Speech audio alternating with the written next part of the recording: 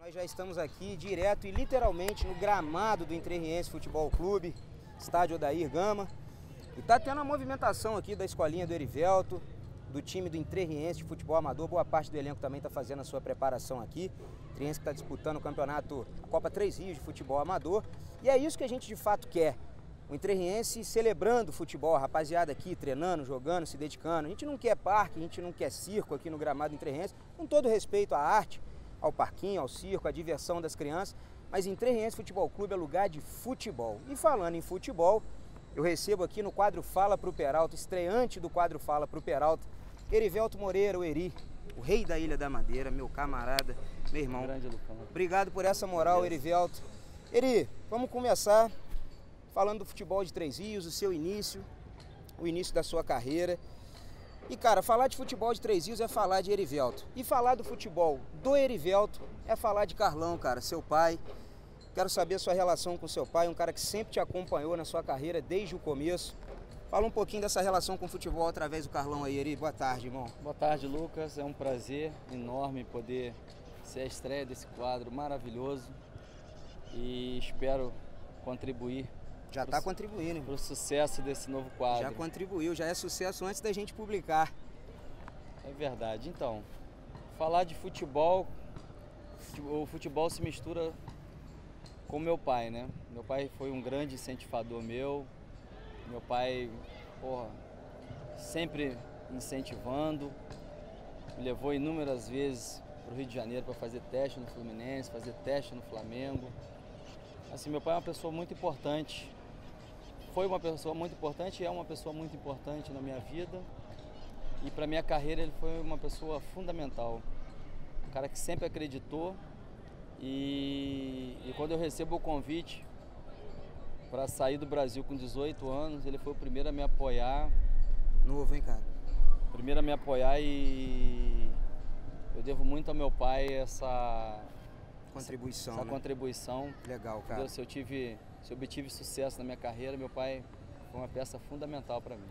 Muito bacana. Eri, a gente conversava nos bastidores aqui e você comentou muito com a gente as peladas no campo do Triângulo. O Triângulo é um bairro, inclusive um abraço a todos os moradores do bairro do Triângulo aqui em Três Rios.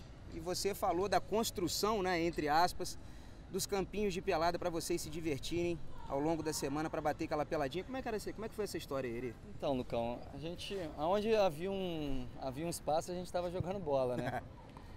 E assim, eu sou nascido e criado no Triângulo com muito orgulho. Boa. Aprendi a jogar bola na quadra do Triângulo, né?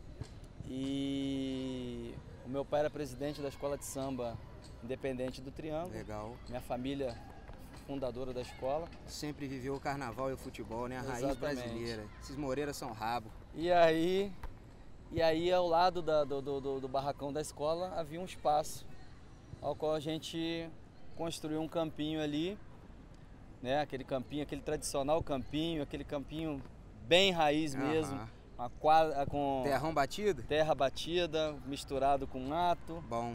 E aquela trave de bambu já não se vê mais. O verdadeiro futebol. Já não se vê mais, né, Erivelto? Já não se vê mais. E a gente construiu aquele campinho e a gente jogava horas e horas de pelada. E essa essência do futebol, né, que está perdida hoje, a gente teve o privilégio de poder tá experimentando isso, experimentando essa contato com o pé no chão, pé na bola. Entendi. E isso na sua carreira, conforme você está falando, isso foi importante pra caramba para sua evolução enquanto jogador. E a gente falava que não se vê mais. A ausência dos campinhos de pelada, isso hoje tem uma relevância muito grande, faz diferença realmente? O jogador que é criado no campinho de pelada, ele é diferente em termos de recurso técnico, por exemplo? Lucas, eu acredito que sim, cara. Eu acho que o campo de pelada, não só o campo de pelada, mas a quadra quente, jogar bola na rua, né? O golzinho de praia na rua. Aquela que ela tem imã com o mocotó ali do tornozelo, tem que saber amaciar, né, Eri? Exatamente, isso teve uma contribuição muito grande para minha carreira. O cara passa a se virar, né, Eri? Exatamente, a gente tem que ter um improviso, né? A gente às vezes, dá uma topada, aí o dedo, arrebenta o dedo, aí joga com com o dedo arrebentado mesmo, não tá nem aí, passa por cima da dor, o improviso. Pô, às vezes a gente fazia uma tabela com a árvore que estava no meio do campo. E já saía na cara já do saía gol. na cara do gol. Exatamente. Então, isso contribuiu bastante, né, para o meu crescimento. Tanto que quando eu vou para Portugal, né, eu saí daqui do Brasil, eu cheguei lá, fui diretamente profissional, então eu já estava... Sim, bem familiarizado. Exatamente. E dar o tapa naqueles tapetes europeus. Então, como eu disse, né, eu comecei no Triângulo, depois vim para o Canarinho e as coisas começaram a correr bem, fui ganhando meu espaço, fui ganhando o reconhecimento das pessoas que trabalhavam com futebol, aí fui convidado para jogar no América, joguei no América por 4 anos no América, 3, 4 anos no América. Disputamos um campeonato mundial sub-13 no Rio de Janeiro. Competição que a FIFA organizou, né? Organizada pela FIFA, 80 isso. delegações. A gente sagrou campeão mundial. Que legal, e o único título internacional que o América tem. Eu tinha 13 anos. O único título internacional do América. Exatamente. Pô, bacana a informação. Então foi bem bacana. O torneio durou 2 semanas, a gente ia e voltava para o Rio de micro-ônibus, dormia no Entre Rios Hotel. Porra, concentrado no Entre Rios Hotel. Concentrado. Pô, aquela coisa, aquele clima bem bacana. Pô, chegava aqui, tinha que lavar a roupa, pô, botar atrás da geladeira para secar, para jogar no outro dia de novo. Uma experiência bem bacana, fantástico. Contribuiu bastante também para o meu crescimento. Depois eu venho jogar no Entrerriense. Sim, aqui, nesse venho jogar aqui no Entrerriense e aqui foi o que me levou ao Fluminense. Aí me levou a um patamar mais profissional. Como é que foi essa saída, Eri? O que te levou ao Fluminense aqui através do Entre? Como é que foi isso?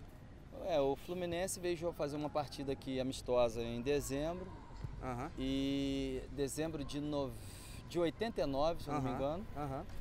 E fizemos a partida entre Entrerriense e Fluminense.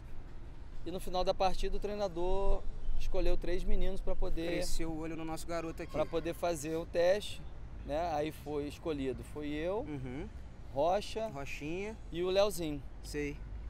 E aí a gente foi pro Fluminense, o Rocha foi primeiro, depois eu fui e o Léo acabou não indo. E aí eu ingresso no Fluminense, né? E aí começa a construir uma carreira no Fluminense. Como é que era Xerém, Eri? Como é que foi essa chegada a Xerém? Então, Xerém, para começar, Xerém não tinha nada a ver, não tem nada a ver com o que é hoje, né? Hoje Xerém tem uma estrutura muito boa, campos, vestiário, uma concentração muito boa, com ar-condicionado, TV a cabo. No meu tempo de Xerém, a gente tinha muito mal o campo, né?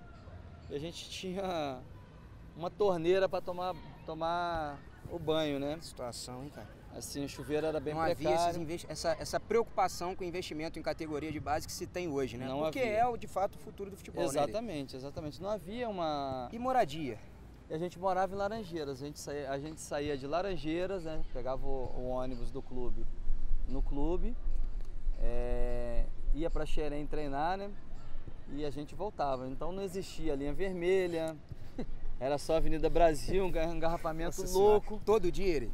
Não, era as terças e quintas. Terças e quintas. E na segunda, quarta e sexta a gente treinava ali, ou no aterro do Flamengo, fazia um treino à parte. Ou então ali no próprio Fluminense mais pertinho mesmo. De casa. Exatamente, mas terça e quinta geralmente era dia de coletivo, era em Xerém. Então a gente saía para treinar em Xerém. Show de bola, hein, cara? E quando a gente voltava já não existia nem mais janta, né? Por quê, cara? Porque chegava lá, a janta saía às 6 horas, a gente chegava sempre 7h30. Mas quem matava essa janta? A rapaziada, né?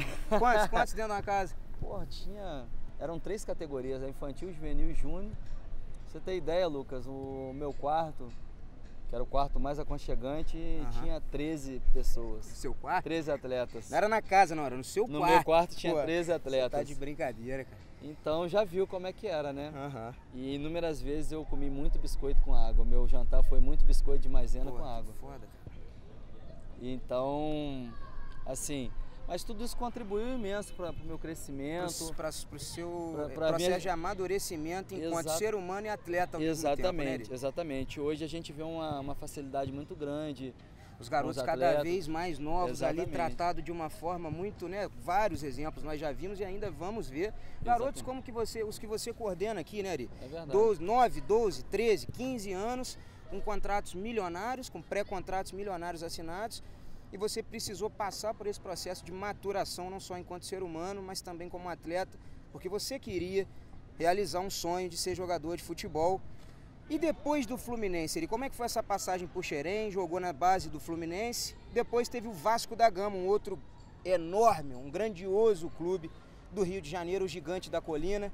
Fala pra gente do Vascão, Eri. Então, eu joguei no Fluminense infantil, juvenil, meu primeiro ano de júnior. E no meu primeiro ano de júnior, o treinador era o Zé Roberto. Padilha? Zé Roberto Padilha. Pô, bacana. Abraço, Zé.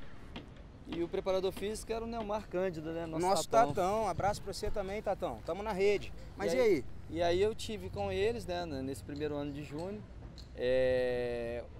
O Zé Roberto vinha fazendo uma campanha boa, o Fluminense, a equipe vinha fazendo uma campanha boa, mas o Zé Roberto não chegou ao entendimento e não ia ficar no clube, né? Então no último jogo ele chegou para mim e falou assim: vou te dar um presente, eu não vou ficar, mas vou te dar um presente, vou te levar pro jogo. Aí eu fui convocado pro último jogo no Maracanã, Fluminense e Vasco, final de 93. 93. E Vasco e Fluminense aí eu fui fazer a preliminar. Júnior na época? Júnior. E não só em me levar, né? O presente foi mais delicioso ainda, que não só em me levar para o jogo, né? Em ser convocado, para mim já era um grande prêmio, já era uma coisa maravilhosa. Faltando 15 minutos ele me chamou, né? Ele conversou com o Tatão e perguntou: e aí, vamos colocar quem? E o Tatão pegou e falou assim: vamos colocar o nosso, pô. Valorizar nossa prata. Vamos colocar o nosso. Vamos colocar 3 Rios em campo. Vamos colocar o 3 Rios aí, pô. Vamos colocar o filho do Carlão lá. Vambora, esse que a gente vai. Carlão, cara. Depois nós vamos... fala. E aí, aí o Tatão me chamou e tal, pô, sou eu mesmo. Pô, é você, vambora. Aí fui, né, pô, aquela emoção, pô, Maracanã enorme, coisa linda. Aí entrei no jogo. É uma falta na entrada da área. Eu não lembro quem bateu a falta. Eu fiquei na barreira, né? Fiquei junto da barreira. Qual dos gols? A esquerda ou a direita das cabines de rádio ali, Eri? Então, a gente entrando assim, era o gol de baixo. À direita das cabines de rádio do Maraca. E eu fiquei na barreira, né? Falei assim, pô, se tiver uma brecha aqui, eu vou ficar na barreira. Se tiver uma brecha aqui, pra pegar o rebote. Eu tô no rebote. Porra, a bola bateu no travessão, a falta bem batida, bateu no travessão. Porra, eu fui no faro, né? Ela voltou pra mim, eu... De primeira? De cabeça. Coisa linda. Pô, aí percorri o campo inteiro, fui lá no banco lá. Porra, foi uma festa. E depois do Fluminense, o Zé Roberto sai, eu também saio. E vou pro Vasco, né? Vou pro Vasco, o treinador era o Gaúcho. E aí eu tô no Vasco ali, tô uma semana aí. A direção do Vasco pede meus documentos e eu vou assinar com o Vasco. Mas no dia que eu vou assinar com o Vasco, o meu pai assinou os documentos, né, a liberação, os trâmites legais da federação.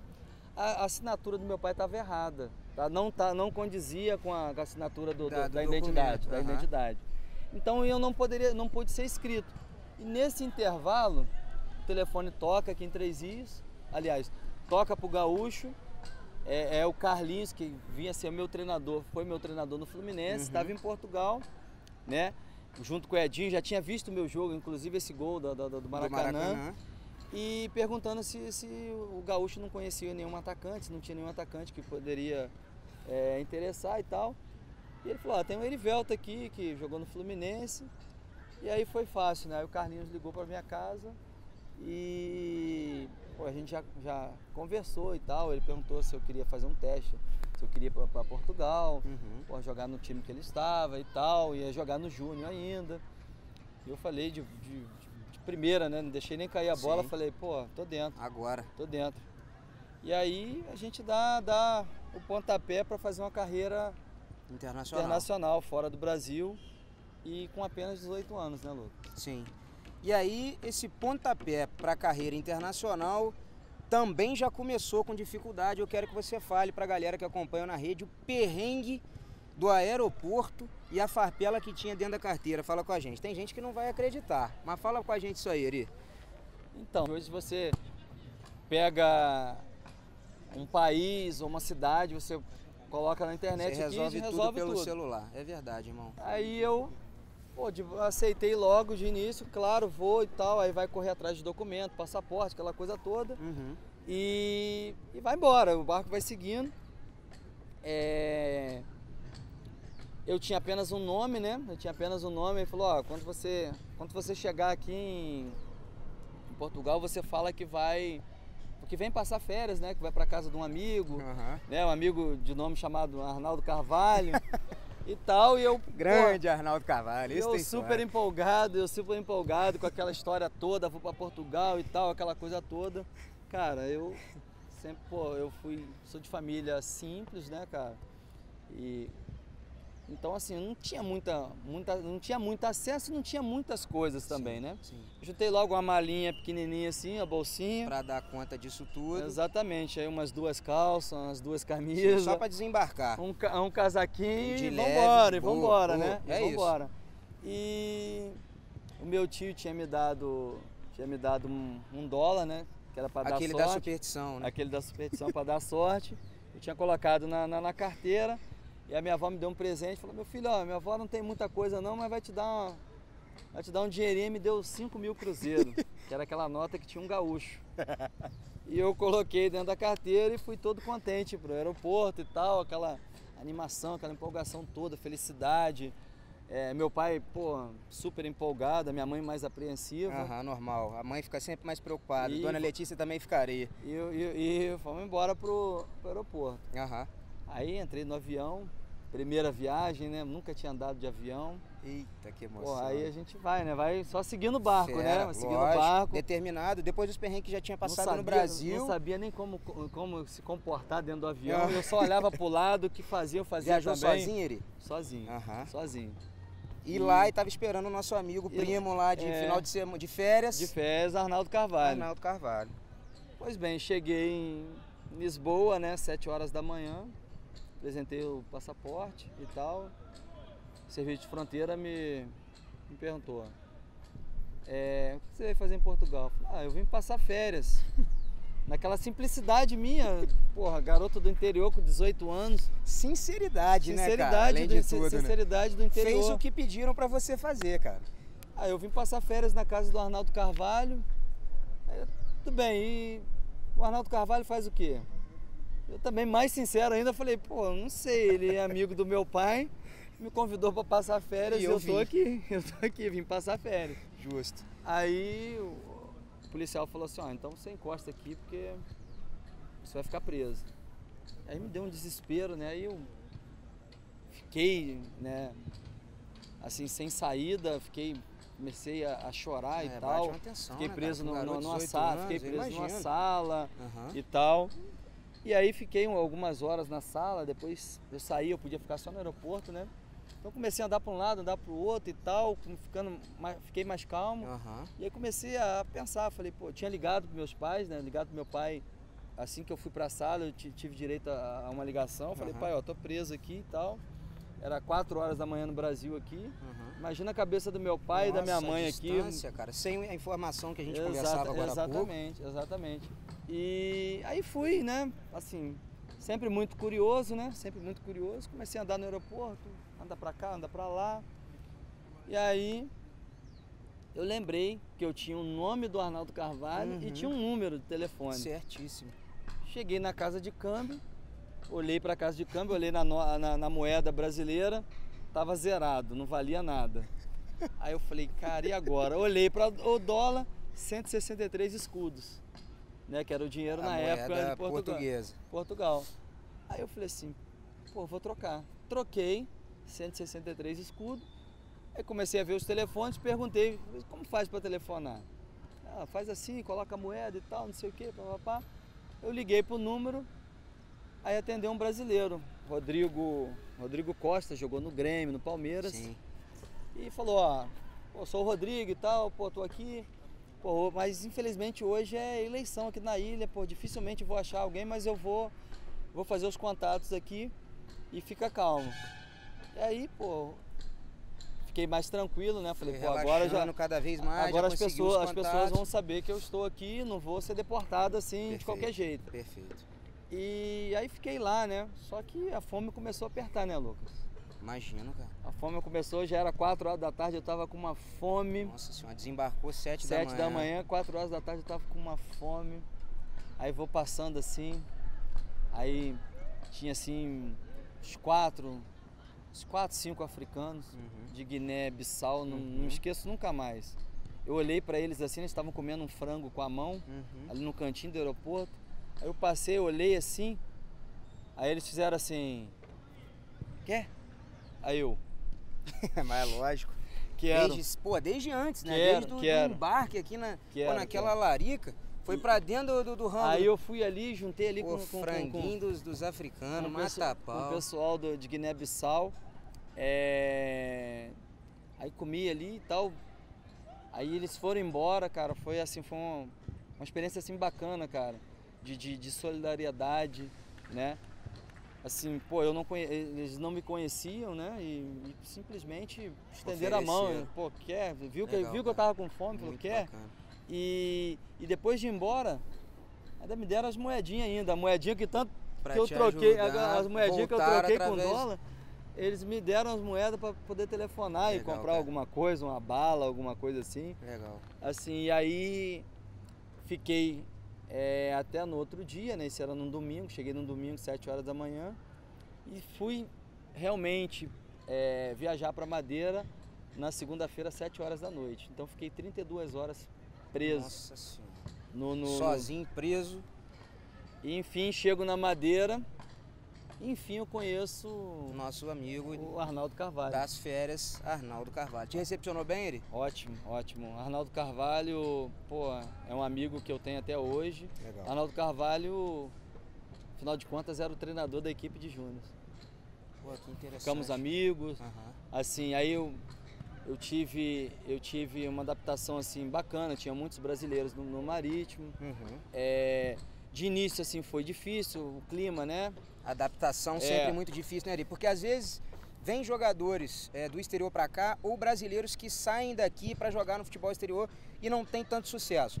Essa questão da adaptação precisa de um pouquinho de tempo para deixar a coisa acontecer, né? Por um lado, faz diferença. Por um lado eu tive facilidade por ter inúmeros brasileiros lá.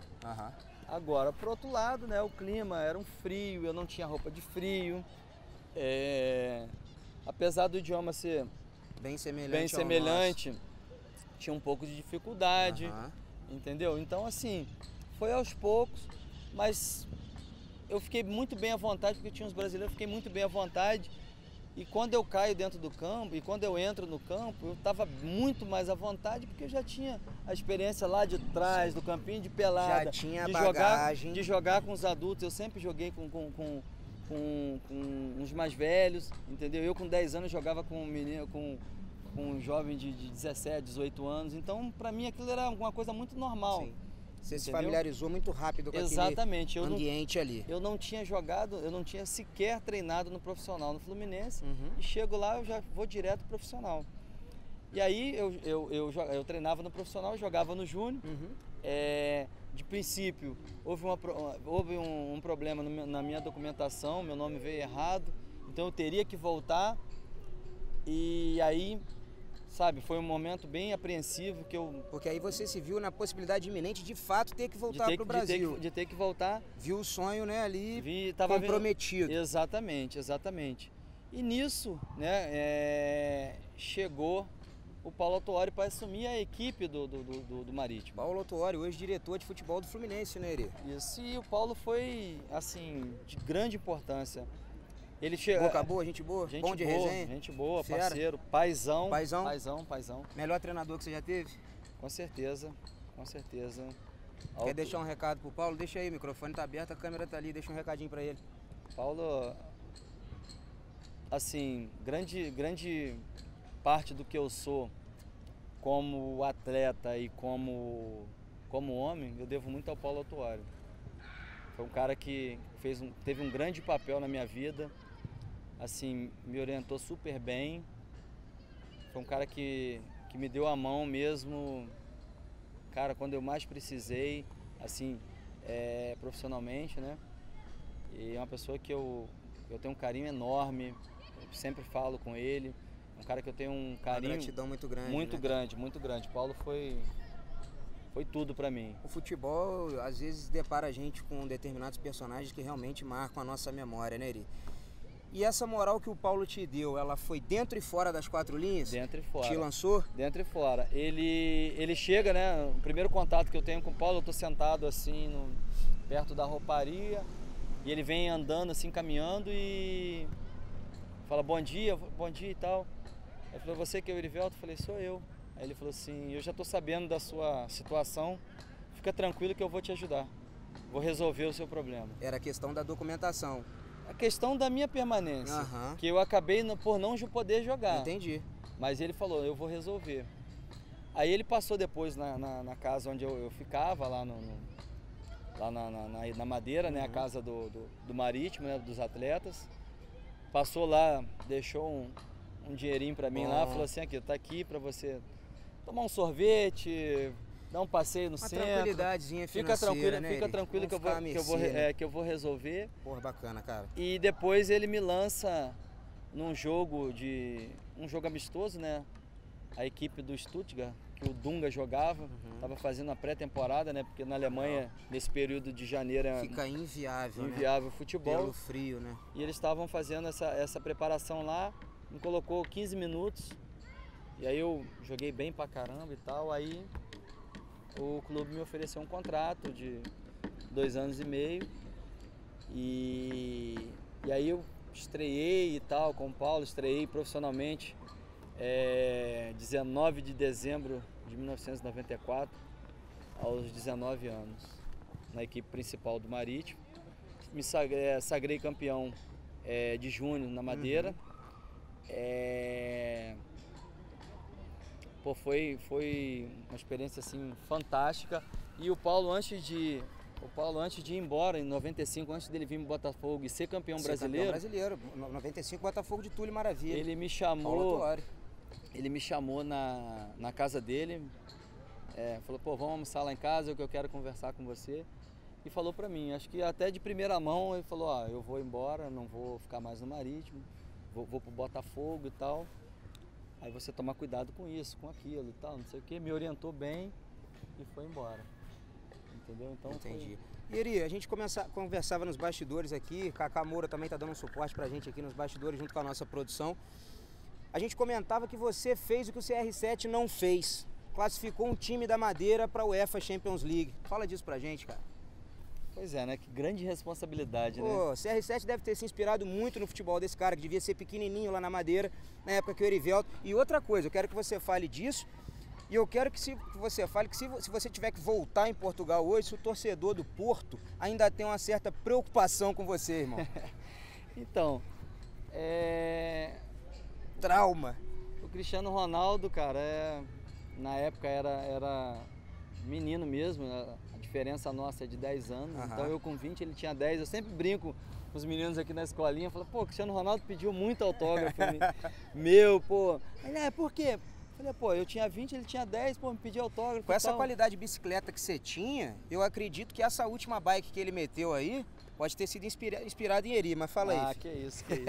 Cristiano, eu sou muito fã do Cristiano Ronaldo, acho que o Cristiano Ronaldo um super atleta, um jogador fantástico, um caráter, cara, invulgar, um cara super do bem, um cara que eu não tive o prazer de fato conhecer, de ter amizade, mas eu admiro muito, eu sou fãzão dele mesmo, porque é um cara que se preocupa com o próximo, um cara bem bacana.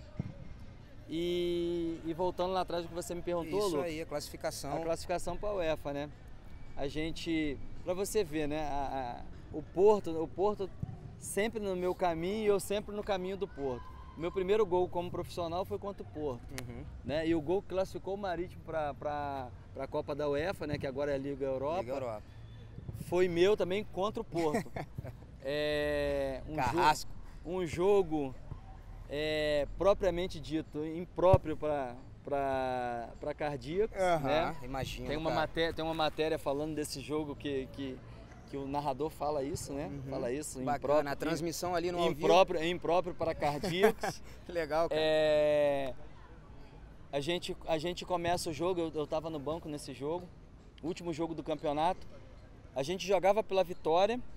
O Boa Vista jogava em casa, frente ao Campo Maiorense, uma equipe que já não tinha pretensões na competição. Vocês ainda dependiam do resultado, né? Boa Vista jogava em casa pelo empate e a gente jogava com o Porto precisando da vitória. Precisando da vitória. Pô, que treta, hein, cara? E aí o jogo começa, a gente começa bem, 2-0, 1-0, 2-0 Marítimo. E o Jardel lutando para ser o chuteira de bronze da Europa. Jardel, centroavante, Jardel, passagem pelo Grêmio, brasileiro. Aí o Jardel faz 2-1, 2-2 e sai no segundo gol, quando ele faz o gol de empate, ele sai fazendo silêncio para a torcida, o pessoal invade aquela confusão, aquela coisa toda. Jardel sempre polêmico, né? E em meio a esse jogo tenso, né, e bem disputado, aconteceu uma coisa inusitada, Lucas, uma coisa inusitada. A gente tinha lá um rapaz que era o locutor, né, do estádio, né, que fazia as propagandas, que falava, o sócio que ganhou o tal, não sei o quê, o sorteio saiu para fulano e tal. No meio da emoção, ele maritimista, roxo não, verde rubro, né? Verde rubro. Ele no microfone, o microfone aberto, ele começa a gritar: Porto, Porto, Porto, deixe-nos ganhar! Pedindo aquela moral, né? Me ajuda aí! Uma coisa fantástica, eu nunca tinha visto isso, Lucas, eu nunca tinha visto isso. E aí eu entro faltando 10 minutos. A gente precisava de um desse aqui no Entrerriense, hein, cara? Entrerriense, quero voltar a te ver jogar! Não é? Pode crer. E aí, faltando 5 minutos pro fim, eu já estava em campo, né? Aí uma jogada, ela é desenhada aqui e tal, aí há uma jogada assim, há um rebate, aí vem para fora da área, um colega nosso, Márcio Antônio, toca no fundo, o Pedro Paulo vai no fundo, cruza a bola, mas ela sai a meia altura, ela passa assim, passa pelo primeiro poste ali, o goleiro está posicionado, tem o zagueiro, o Aloysio está marcando, e eu tô nas costas, eu tô no segundo poste ali, posicionado. Quando ela vem passando assim, por instinto mesmo, eu antecipei, Faro, né? eu antecipei. Aí a gente volta lá atrás. Da malandragem, do improviso. Exatamente. E aí volta lá atrás, que meu pai sempre dizia: porra, tem que antecipar o zagueiro. Pô, centroavante vive de gol e aquela história toda. Eu antecipei o zagueiro e a bola vinha, ela vinha meia altura. E eu não tinha muito jeito, eu não conseguia colocar a cabeça e não conseguia colocar o pé. Então eu me joguei na bola. Botou o corpo todo. Botei o corpo, aí ela acabou batendo na barriga. E houve uma polêmica enorme, que acharam que a bola tinha entrado no braço. Bateu, Eri? Não, bateu na barriga. Ah lá, Renato Gaúcho. Sério mesmo? Sério. Então tá certo. E entrou? E entrou. A bola entrou, entrei na bola de barriga e, porra, entrou com bola e tudo. Porra, aí foi uma loucura no estádio. Eu, assim, fiquei louco também, né, como sempre, nas comemorações, sempre louco. No primeiro gol, primeiro gol, eu fiquei tão louco que os meus colegas foram me buscar no alambrado, eu já pulando pro meio da torcida, e esse eu fiquei mais louco ainda, né?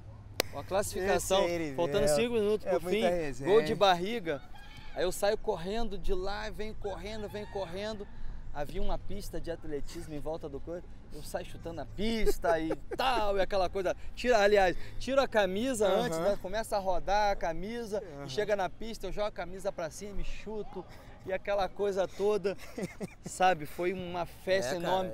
Assim, foi um lance, cara, assim, foi uma emoção muito grande. não só minha, mas dos meus colegas. Hoje eu vejo as imagens desse gol. Assim, eu vejo o treinador abraçado com o presidente, aquela loucura, aquele entusiasmo, aquela euforia louca. É o momento máximo do futebol, né, cara? Euforia louca, A hora que o barbante balança, não tem jeito, cara. Toca no coração da gente. E vocês, jogadores, numa circunstância dessa, ainda por cima, eu imagino que deve ter sido um momento aí depois foi só alegria, né? Aí a cidade parou, né? Aí era tudo nosso, né? A gente tava mandando prender, mandando soltar. Rolou aquela noitada aquele dia? Pô, aquele dia foi bem bacana. Rolou um bate-bola? Sem comprometer, Vivi, só pra saber se rolou o bate-bola, cara, noitada. Foi bem bacana, a gente foi pra... Eu lembro que a gente foi pra Marina, né? A gente foi pra Marina. E ali onde estavam os barcos ali, os iates, aquele visual mais ou menos pra caramba. E aí o restaurante... Lugarzinho mais ou menos, né? O restaurante fechou pra gente e tal, e a torcida... Cara, uma coisa bem bacana, a torcida pro lado de fora, a gente dentro do restaurante assim, né? Os jogadores, comissão, diretoria e tal, e a torcida ali em volta, interagindo com a festa de vocês ali, fazendo, e o bicho pegando ali fora, tomando marítimo e tal. Maneiro. Pô, e a gente, porra, naquela euforia, né? Naquela comemoração, porra, fantástica. Cara, foi um momento, pô, marcante na minha carreira. Muito bom. Assim, o Marítimo me marcou demais, o Marítimo é o clube do meu coração.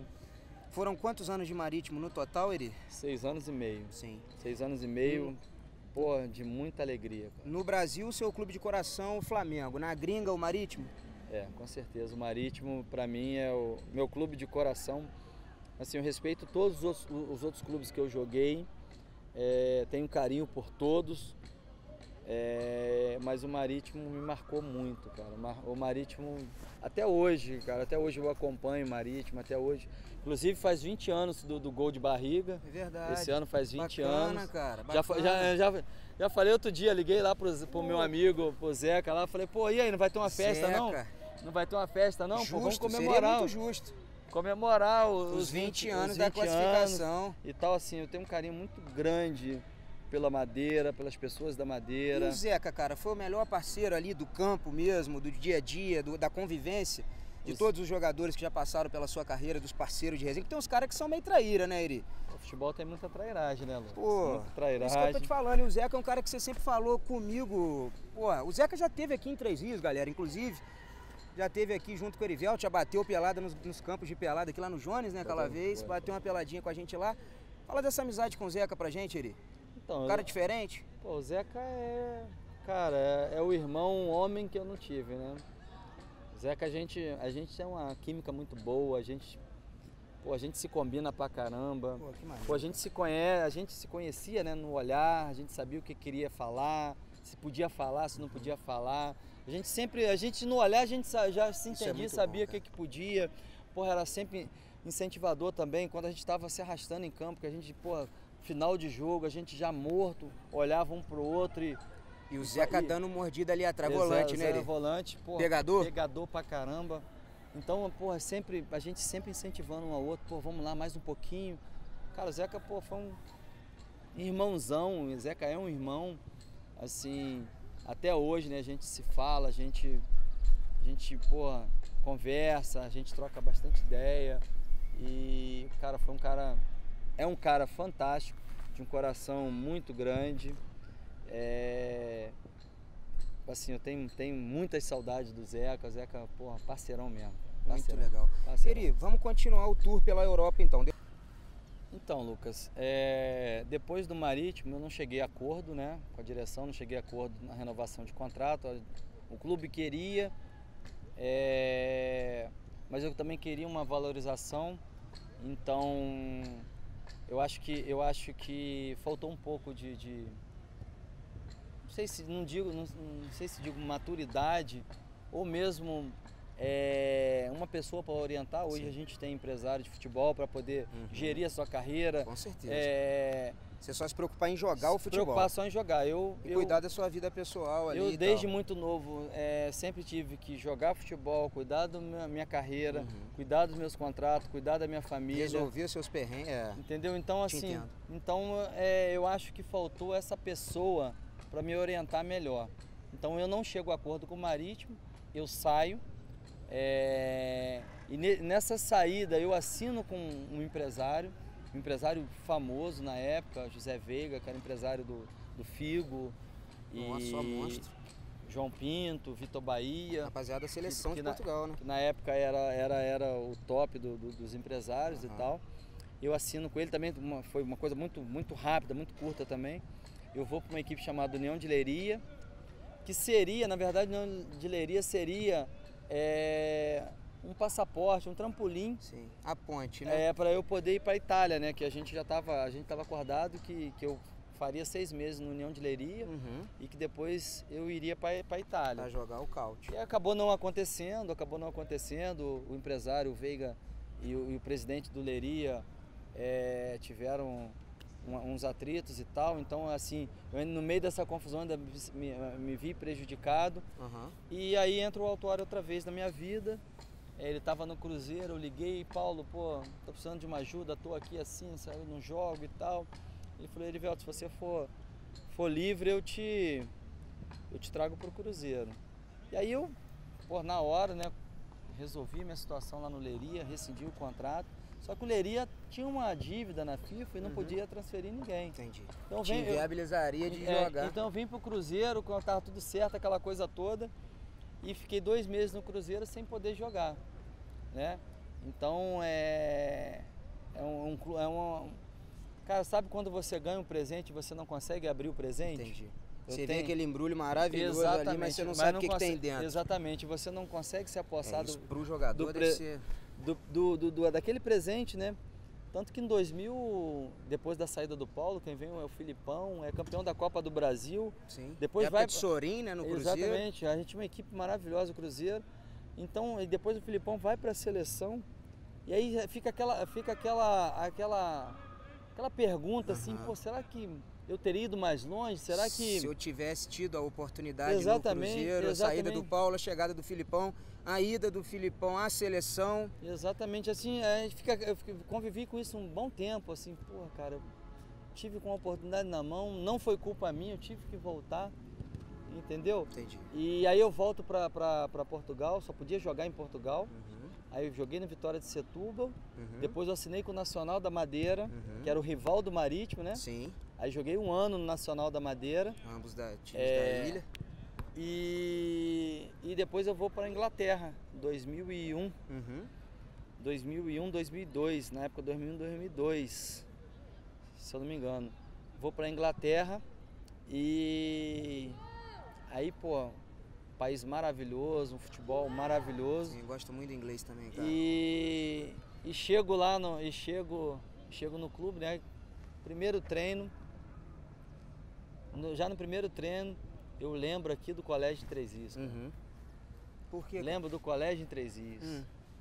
O treinador começa a falar e tal, papapá. E aí não me chamava de Erivelto, não era Harry pra cá, Harry, papapá. Harry, só vou te chamar de Harry agora também. Harry. Pô, Lucas, aí não sei o que, aí vem na minha cabeça assim, 4ª série, Colégio em Três Rios, quando a professora de inglês me dá um livro e eu olho assim e falo assim, pra que eu vou aprender inglês? Nossa. Não vou morar na Inglaterra. E aí você estava lá. E aí eu estava de fato na Inglaterra precisando falar inglês. E aí... Mais um período de adaptação. Mais adaptação e eu só concordava. O treinador falava, beleza. Falava, beleza. Só no gestual, na linguagem global, né, do futebol. Podia estar falando, tu é burro, beleza. Pô, tu não joga nada. Lugar. Beleza, tá tudo você certo. Tá brigadão. E aí, pô, começo bem o campeonato, bem pra caramba. Fazendo gols em 5 jogos, eu fiz 3 gols nos 5 primeiros jogos. Despertei interesse de outras equipes e tal. Sim, a imprensa inglesa fazia um lobby muito grande pro trabalho do Erivelto. Exatamente. E aí as crônicas jornalísticas era muito esportiva, né? Era muito positiva. Eu fiz um jogo contra o Birmingham City, que o treinador no final do jogo ligou pro cara que me levou, né? E falou, pô, esse Erivelto é seu jogador? Eu falei, pô, dá os parabéns a ele, pô, joga bem pra caramba e tal. E aí eu te falo, a falta que um bom empresário, cara, o empresário hoje, assim, faz falta é nisso. Pô, ele deu a brecha perfeita. Pô, teu jogador joga bem. Aí é onde o empresário entra, fala, pô, então vamos levar ele para aí. Isso. Entendeu? Então, Fazer assim... aquele trabalho de mediação. Exatamente. Ali, né? Então, a época corre, o treinador sai, entra outro. Aí eu tenho problemas com esse outro treinador para jogar. Tal, assim, sempre muito querido pela torcida. Pô, eu tinha música. Foi o vacilão do 13? Foi do 13. Aí eu tinha música e tudo, cara. A torcida cantava música pra mim. Como é que era ele? Porra, cantar não dá, né? Aí, porra, mas o trechinho era... Erivelto, irado, cara. Porra, era uma coisa fantástica. Toda vez que pegava na bola, tinha sempre... Aí o Harry, né? O pessoal só me chamava de Harry. Era bem legal, cara. A torcida era muito... O primeiro jogo que a gente perdeu o jogo em casa, que foi... Se eu não me engano, foi o primeiro jogo do campeonato, a gente perdeu em casa. Então eu tava acostumado com aquela pressão em Portugal, concentração, aquela coisa toda. E, pô, já no vestiário, na Inglaterra, jogo na pré-temporada, eu já vi diferença. Pô, no Portugal a gente sempre concentrado, tudo direitinho. Pô, na maior paz no vestiário. Na Inglaterra era uma bagunça do caramba. Música tocando, o cara daqui, outro dali, não sei o quê. E aí quando começa o campeonato... Eu ia ficar mais à vontade na Inglaterra. E começa o campeonato, Lucas, e a gente perde o primeiro jogo em casa, eu falei, ferrou, né? Para sair aqui, a porta de saída era mesmo dar de frente pro estacionamento. Eu falei, pô, como é que a gente vai sair aqui? Pô, que eu abro a porta assim e vem todo mundo. Pô, valeu, a próxima vai ser melhor. Pô, vamos tomar uma cerveja no pub, pô, a próxima é melhor. Eu falei, cara. A relação era essa com a galera? A relação é essa. E você vê, o primeiro banco da arquibancada, o primeiro lance de degrau da arquibancada era aqui e o campo ali, ó. Era assim, entendeu? Então havia uma proximidade muito grande. Os jogos em casa sempre embrasavam, havia um carinho muito grande. Como é que chamava o estádio lá? Bescott Stadium. Irado. E, pô, tinha um pai que vinha com um menininho, com um nenenzinho no colo, todo jogo. E aí começava o aquecimento, eu ia lá, ele dava o menino pra mim assim, eu dava um beijo no menino e ia aquecer. Cara, uma coisa... Os fãs, né, uma cara? coisa bem bacana. A Inglaterra foi fantástico, assim... um país, um futebol maravilhoso, cara. Futebol maravilhoso. E aí da Inglaterra, eu saio da Inglaterra, no final dessa época, na primeira época minha, eu tinha 3 clubes que me queriam. Entendeu? É que eu falo que entra o empresário.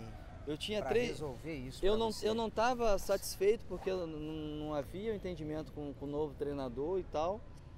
Mas eu tinha ainda mais um ano de contrato. Eu tinha 3 times que me queriam. Eu tinha o Birmingham City, o próprio Birmingham City. Eu tinha o Wolverhampton e tinha o Crystal Palace que me queria. E o treinador bateu o pé e não me deixou sair.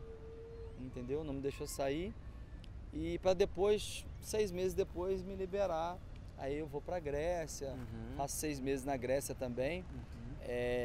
O time me contratou, que o time estava lutando para não ser rebaixado, me contratou para o segundo turno, 15 jogos, aí a gente não desceu, né? A equipe não desceu. Também joguei bem lá, eu machuquei, no meu 5º jogo eu machuquei, joguei 5 jogos machucado. Assim, uma pressão enorme, uma pressão muito grande. Os gregos também são apaixonados, mas são malucos também. Entendi. Entendeu? Então eu... Passa do ponto, né? Passa do ponto. Eu jogava uma cadeira para dentro do campo. E aí a gente vai fazer um jogo extra para ver quem desce, né? O terceiro da 2ª divisão, com o terceiro, né, no rebaixamento ali da 1ª divisão. E aí há um jogo extra, entendeu? E a gente ganhou esse jogo. Quando eu saí da Grécia, eu levei um atacante, um português amigo que jogava na Inglaterra, que também estava lá encostado e tal. Aí quando o cara quis me contratar, eu falei, pô, tem um atacante, vamos levar ele também, pô, o menino é bom jogador. Pô, chega lá, o meu atacante escolheu a camisa número 3 e ficou 15 jogos sem fazer gol. Nossa senhora. Aí no jogo extra, ele apareceu no jogo extra. Os 2 gols da vitória foram dele. Resolveu. Começou barangando, tava no jejum, na hora que precisou, ele resolveu e não te deixou na bola, né? Senão ia te vender. E aí há um interesse também do Panathinaikos. Aí condicionava essa minha ida para o Panathinaikos pela permanência do treinador. treinador acabou não ficando e eu não cheguei aí pro Panathinaikos.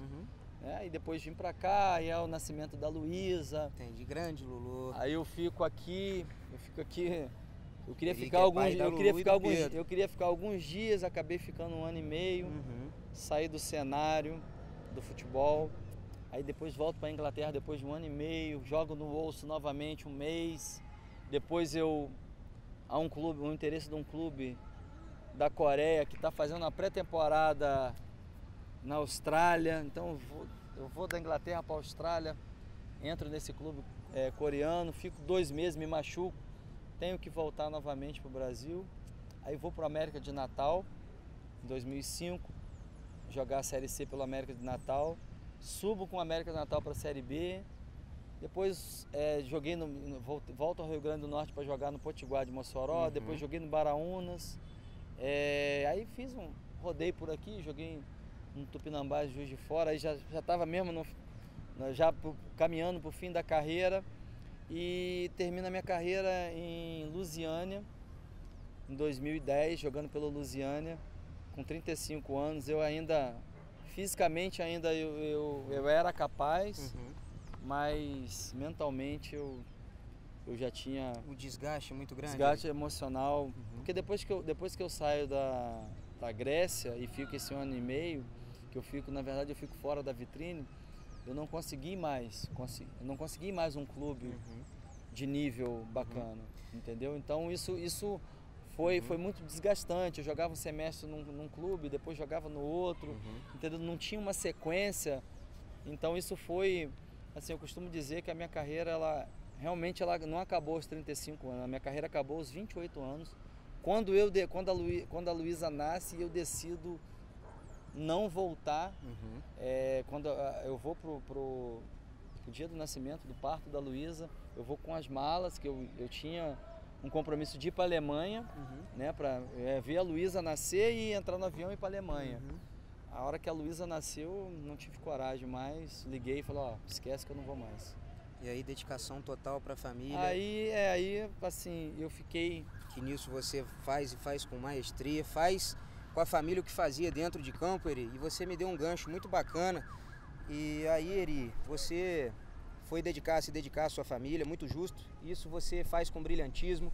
Você faz com a sua família hoje o que você fazia dentro de campo. Você resolve realmente. Cara que é um super paizão da Lulu, do Pedrão, que já está aí dando as primeiras fatiadas dele. Vivi, beijo pra você, querida. Obrigado aí por ter emprestado a nossa fera aqui pra soltar o verbo para falar sobre a carreira dele.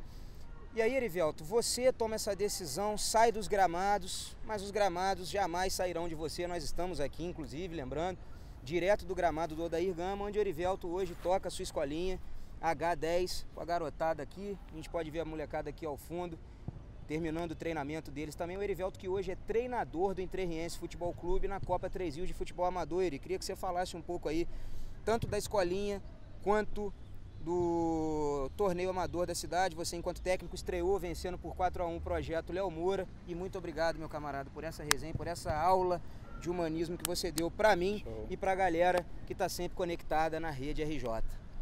Então, Lucas, aí em 2010, como eu te falei, né, no Lusiânia, mentalmente eu já não tinha mais o que fazer, já não tinha mais interesse. Eu resolvo parar. E foi um período assim que é muito difícil para um jogador de futebol quando ele para, né? Não sabe o que vai fazer, fez a vida toda aquilo e tal. E uns falavam uma coisa, outros falavam outra, e eu não sabia, eu não queria sair de dentro do campo. E numa noite deitado com a Viviane e tal, ela me fez a seguinte pergunta: o que você quer fazer da sua vida? O que você quer fazer? Pô, que bacana esse você quer? Cara. Aí eu falei assim, eu quero abrir uma escolinha de futebol. Ela falou, é isso que você quer? Eu falei, então vai atrás. Aí no outro dia eu já levantei com gás, já logo comecei a correr atrás, como é que faz e tal. Aí eu fui atrás de patrocínio, né? Fui na tia Jane, do Boticário, comprou a ideia na hora. Rodrigo da Vanutri também comprou a ideia. Rodrigo passou um período comigo lá, ele falou, pô, te devo essa, quero te ajudar, você me ajudou lá atrás, eu vou te ajudar. Comprou a ideia também. Fui na Luman, né? Fui na Luman, no Léo Miguel, comprou a ideia também, achou super bacana. Fui no meu amigo Juliano, Ótica Pastor. E Julinho, né? Também, porra, comprou a ideia, falou, tô dentro. Cara, e tá comigo até hoje, Juliano e a Luman, né? A Boticário saiu, porque a Jane já não tem mais o Boticário. Rodrigo também com outros compromissos e tal, mas a Luman e a Boticário, né? Fazendo merchandising aqui já, desculpa aí, mas tem que falar, tem que dar crédito a quem te estendeu a mão. Sim. Léo o Miguel programa na rede valoriza muito isso. Quem acredita em projetos como os nossos, né? Léo Miguel e Juliano, cara, são fantásticos. Tem uma contribuição enorme para isso tudo aí atrás aí. Sim. Entendeu? Trabalho muito bem realizado, Eri. Parabéns, cara. Então eu começo a atividade com a escolinha, a gente já está há 8 anos nesse sonho aí. Já deu alguns frutos. A gente tem um ex-atleta, Noto, que está em Brasília, que foi para Brasília, jogou no Tigres, foi para Brasília, agora está jogando no Gama, e agora acho que foi pro Bragantino. Então um menino que era de família simples, humilde, que o pai é pedreiro, a mãe do lar, um menino que tinha tudo para dar errado, hoje está ganhando seu dinheiro como atleta profissional de futebol. Então isso que é gratificante. É gratificante você receber uma ligação de um pai e falar, pô, muito obrigado pelo que você fez pro meu filho. Pô, é isso, cara. Isso que nos move, entendeu? Então, assim, eu saí do campo, mas o campo não saiu de mim. Então eu continuei dentro do campo. É uma situação que me dá muito prazer de estar dentro do campo, de estar orientando, de estar passando um pouquinho da minha experiência para essas crianças. Porque o nosso compromisso não é só futebol, é o cidadão, o que eles vão ser daqui para frente. Formação de ser humano, exatamente, né? Então isso é muito importante. É bem bacana. Eu estou muito feliz com esse projeto da escolinha da H10. A gente tem um projeto também junto com a Secretaria de Esporte da cidade, com a Prefeitura da cidade de Três Rios, no Habitat também, no campo de terra onde eu comecei, onde eu joguei muito, né? Um projeto social com as crianças lá do Habitat, bacana, também, cara. Bem bacana também, um projeto muito prazeroso. Cara, e a minha felicidade hoje está aí no campo, minha felicidade está na minha família, minha felicidade está no meu filho, que tem 2 anos agora, que todo pai sonha, né, em ver o filho jogar futebol, e assim Deus tem me proporcionado esses momentos com o Pedro aqui no campo. O Pedro gosta de futebol, não sei se vai jogar futebol, tem uma aptidão muito boa para o futebol, e não só para o futebol, mas para todos os esportes. Muito ativo o nosso garoto. Assim, é um canhotinha. Bom, já é um então, diferencial. Já é um diferencial. Então, assim, eu vou torcer para que o Pedro siga as minhas pegadas, entendeu? E vai contar com o nosso apoio sempre. Mas... Vamos para as palavras finais aqui, tá? Fechou. Bateria, então tá. Eri, obrigado. Considerações finais. Show. Obrigado, cara. Obrigado pelo seu Bom, carinho. irmão. Você que nos acompanha, foi um prazer muito grande essa entrevista emocionante. O Erivelto Moreira, o Harry da Inglaterra, o Eri, o rei da Ilha da Madeira, mais um cara aqui do futebol da cidade de Três Rios. Para vocês, por vocês, aqui direto do gramado do estádio Odair Gama, meu muito obrigado. A Erivelto Moreira, esse foi o quadro Fala Pro Peralta. Até a próxima. Pô, resenha e churrasco, não tem coisa melhor, Rolava né? direto, resenha e churrasco? Pô, resenha e churrasco direto. Mas agora, carne igual a do tutano... Não tem, não. Pô, não tem. Pô, você lembrou um negócio bom pra cacete. Carne do tutano. Como é que você chamou as carnes do tutano? Carne do tutano é hóstia. Hóstia, como é que é isso? Hóstia, dissolve na boca, ó. Levantou, embora. Dissolve na boca. Açougue tutano. Obrigado pelo carinho, Muito maneiro. Muito maneiro, cara.